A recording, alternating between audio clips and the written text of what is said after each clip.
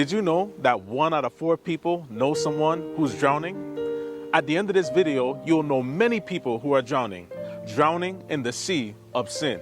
See, the Bible says that sin is a transgression of God's law. It's iniquity. It's lawlessness. It separates us from God. And there are many people who are drowning in sin and separated from God. And we need someone outside of ourselves to save us from drowning. And that person is Jesus Christ.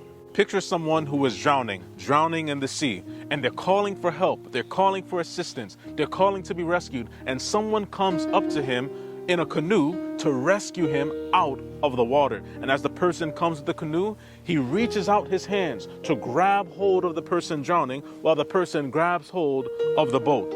And that's what Jesus does for us. He wants to lift us out of the sea of sin as we grab hold of his life, as we grab hold of his righteousness, as we grab hold of his merits and claim his blood so that we can be saved. We are now connected with him, and that's the act of justification. That's the act of what I call forgiveness, where Christ lifts us out of the sea of sin. Now that we're on the boat with Jesus, this is the process that I call sanctification. It's the process where we need to leave the sea and come back to shore. When we get on the boat, Christ gives us the paddles, and he wants us to row, and we never rowed before, but we watch his movements. When he goes up, we go up. When he goes down, we go down. We go down on our knees to pray and say the Bible. We go up now to share and witness to someone else. We go down on our knees to meditate on spiritual things. We go up to tell someone about Christ. And as we go up and down and following Christ's movement, what he loves is now what we start to love. We start to love prayer. We start to love the Bible study. We start to love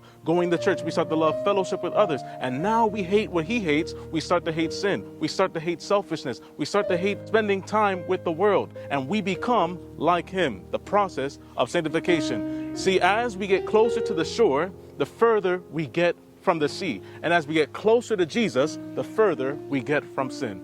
See, Jesus is the bridge. He connects us back to God. And if we believe his life, receive his sacrifice, and meditate and imitate his example, he would lead us from sin to righteousness, from sin to holiness.